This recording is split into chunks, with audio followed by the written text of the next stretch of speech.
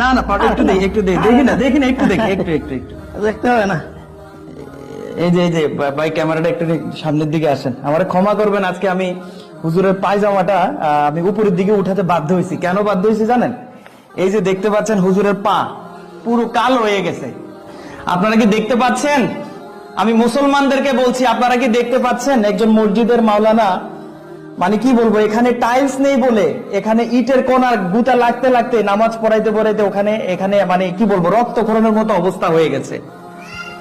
বন্ধুরা, আপনারা আমার অনেক ভিডিও ভাইরাল করছেন, আপনারা আমার অনেক ভিডিও ভাইরাল করে অনেক সহায়তার হাত বাড়িয়ে দিয়েছেন।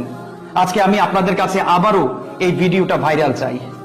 আপনারা একটা লাইক করে, একটা কমেন্ট করে, একটা শেয়ার করে এই ভিডিওটা এজন্য ভাইরাল করে দিবেন, যাতে আজকে আমি হুজুরের পায়ে রক্তক্ষরণের চিত্র দেখেছি, আগামী দিন যাতে আমার আর এই আল্লাহর ঘরে দাঁড়িয়ে এই হুজুরের পায়ে এই ধরনের রক্তক্ষরণ হবে